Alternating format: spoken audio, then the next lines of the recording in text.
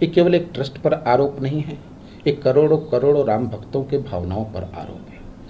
ये उस अयोध्या पर आरोप है जिस अयोध्या को तीनों लोकों में पूजनीय दृष्टि से देखा जाता है, जिस अयोध्या को सप्तपुरियों का सिरमौर माना जाता है, जिस ये अयोध्या कोई एक साधारण शहर नहीं है, कोई कस्बा नहीं है, इसको जब जैसा चाहो वैसे बदल कर बना लो।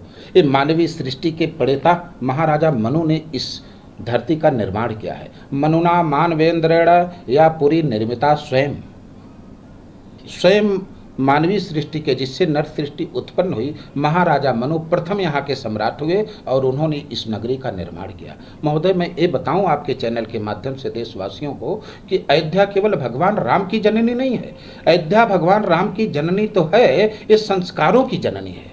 पहले तो मैं आपको साधुवाद दूंगा कि आपने इस सवाल को उठाया और हमको इस विषय पे रखा। धन्यवाद है आपको। देखिए, विगत 10 दिनों से लगातार ट्रस्ट के ऊपर सवाल खड़े कर रहे हैं। सवाल कौन खड़ा कर रहा है ये भी आपको देखना पड़ेगा। सवाल वही लोग खड़े कर रहे हैं जिन्होंने राम को अस्तित्व को नकारा। सवाल वही लोग खड़े कर रहे हैं जिन्होंने राम भक्तों पे गोली चलाई। सवाल वही खड़े कर रहे हैं जिन्होंने 70 वर्षों से भगवान श्री राम को टेंट में रखा। सवाल वही खड़े कर रहे हैं जो समर्पण निधि को चंदा कह के कि मैंने चंदा दिया, किसी ने कुछ नहीं दिया। ये चंदा का कार्यक्रम नहीं था, समर्पण निधि था। 500 वर्ष से भगवान श्री राम की जन्मभूमि पे भव्य दिव्य मंदिर के लिए हिंदू जनमानस संघर्षशील था और एहसान में मुझको राम जन्मभूमि मंदिर नहीं मिला है। 70 वर्षों से शहादत देने के बाद, संघर्ष करने के बाद भगवान राम खुद पार्टी बने, मुकदमा लड़े। आप कहा करते थे कि एविडेंस दो, साक्ष्य दो, प्रमाण दो। वेद को आपने नहीं माना, उपनिषद को आपने नहीं माना, पुराण को आपने नहीं माना, किसी चीज को आपने नहीं माना। ऐसा किया है, इसके बारे में भी। और जो पहले 18 करोड़ की जो ज़मीन बिकी है जिसका ट्रस्ट ने पैसा दिया है, उसके बारे में इन लोगों को, चंपत राय जी को भी सामने आकर के इसको साफ करना चाहिए पूर्ण रूप से, जिससे कि इसका पटाक्षेप हो सके।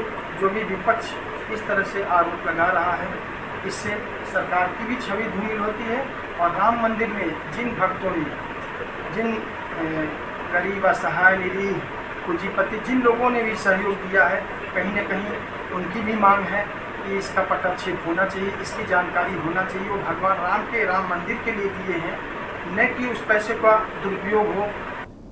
अयोध्या में लगातार जमीन खरीद फरोख्त को लेकर के आरोप और प्रत्यारोप का दौर जो है वो लगातार जारी है।